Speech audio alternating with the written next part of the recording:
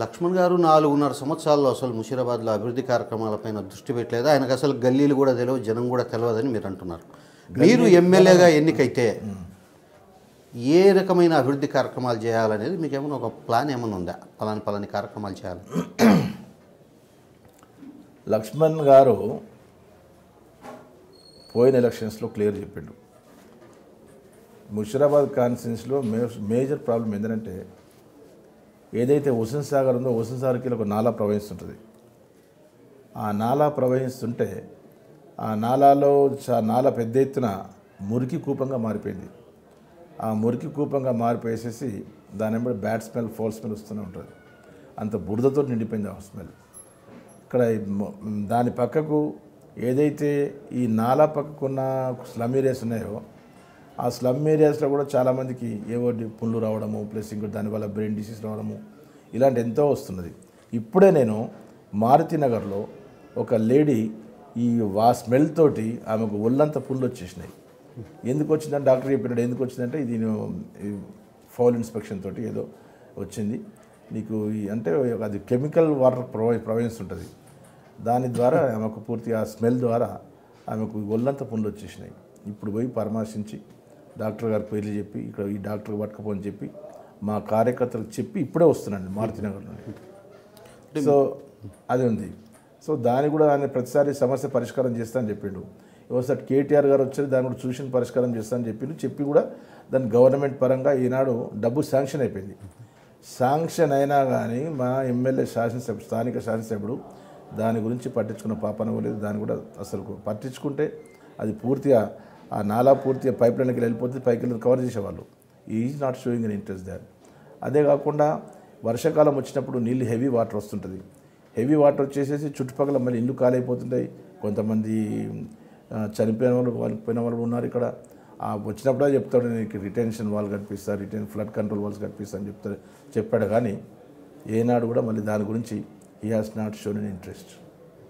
అదే కాకుండా మాకు ఈ ముషీరాబాద్ కాన్స్టిట్యున్సీకి సంబంధించిన జిహెచ్ఎంసీ సర్కిల్ నెంబర్ 15 ఆఫీస్ మాకున్నది. దానికి దోమలగూడలో ఇంతకుముందు గతంలో మున్సిపల్ మార్కెట్ ఒకటి ఉండే. ఆ మున్సిపల్ మార్కెట్ వాళ్ళు తీసేసి దాంట్లో జిహెచ్ఎంసీకి కట్టుకోవడానికి స్థలం ఇచ్చిండు. దానికి శాంక్షన్స్ అయిపోయినాయి, టెండర్స్ అయిపోయినాయి, కాంట్రాక్టర్ అయిండు. దాని సరే గట్టిగా పట్టించుకుంటే ఆ జిహెచ్ఎంసీ ఆఫీస్ సర్కిల్లో మా ముషీరాబాద్ సంబంధించిన సర్కిల్ నెంబర్ 15 కూడా కన్స్ట్రక్షన్ అయిపోతుండే. ఆయన దానికి పట్టించుకోలే కూడా అట్నే ఉండిపోయింది. అదే కాకుండా మాకు చాలా పెద్ద ఎత్తున ప్రాబ్లం ఉంది. ఒకటి ముషీరాబాద్లో బాపూజీ నగర్ కూడా పెద్ద నాలా ప్రవహిస్తుంటుంది. బాపూజీ నగర్, వినోబా నగరు, దాంతో రామ్ నగర్, సాయి చరణ్ కాలనీ, ఈ పద్మా కాలనీ, దానికి ఒక పెద్ద నాలా వర్షం వచ్చినప్పుడు చాలా పెద్ద ఎత్తున నాలా వస్తుంటుంది.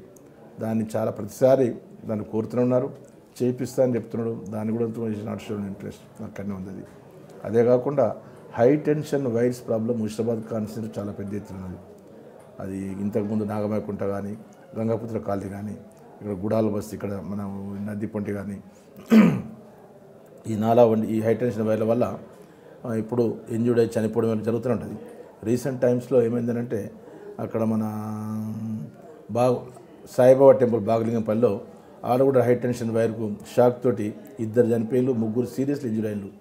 ఆ 2 చనిపోయి కూడా మా అంటే 15 days వస్తున్నది. అదే నిన్నగాక మొన్న ఇక్కడ మరి ఇందిరా పార్క్ దగ్గర కూడా ఒక పిల్లగాడు నిన్నగాక మొన్ననే పిల్లగాడు హై టెన్షన్ వైర్స్ వల్ల చనిపోయాడు. ఇలాంటి జరుగుతున్నా కానీ అతను ఏం పట్టించుకుంటలేడు, అతను పట్టించుకుంటలేడు. ఇవి అతను తలుచుకుంటే ఈజీగా పని లేదు. ఇప్పుడు ఎప్పుడైతే అతను బీజేపీకి స్టేట్ ప్రెసిడెంట్ అయ్యాడో, బీజేపీకి స్టేట్ ప్రెసిడెంట్ అయిన తర్వాత ఆ పార్టీ కాన్సన్ట్రేషన్లోనే ఇప్పుడు ఎక్కడ ఉన్నంటే నల్గొండలో ఉన్నాడు, ఖమ్మంలో ఉన్నాడు, వరంగల్లో ఉన్నాడు, ఇదే చెప్పడం. కానీ ఆయన మాత్రం మా ఈ ముషీరాబాద్ కాన్స్టిట్యున్సీ గురించి ఏం పట్టించుకోవట్లేదు.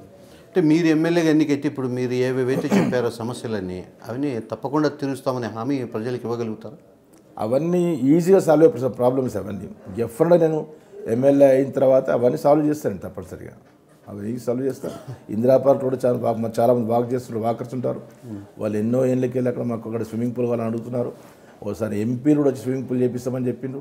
దానికి శంకుస్థాపన చేసిన స్విమ్మింగ్ పూల్ అని ఫర్ ద లాస్ట్ 10 years ప్రతి ఒక్కరు చెప్తుండ్రు పోతుండ్రు కానీ మరి ఆ ఇందిరా పార్క్లో ఉన్న వాకర్స్ కానీ చుట్టుపక్కల ప్రతి ఒక్కరు కానీ చాలామంది మాకు ముషీరాబాద్ కాన్స్టిట్యున్సీలో ఒక స్విమ్మింగ్ పూల్ కావాలి, అది ఇందిరా పార్క్లో ప్లేస్ ఉంది నాకు కట్టించాలని అంతా కోరుతున్నారు.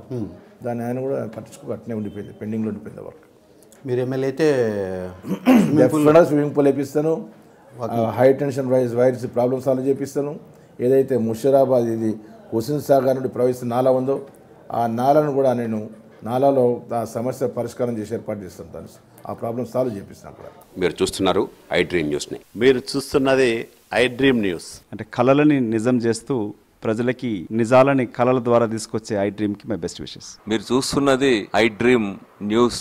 మీరు చూస్తున్నారు I dream channel. For more videos please subscribe I dream. మరిన్ని వీడియోల కోసం ఐ డ్రీమ్ని సబ్స్క్రైబ్ చేయండి. Please subscribe I dream. And I am very much satisfied with the way interview went on.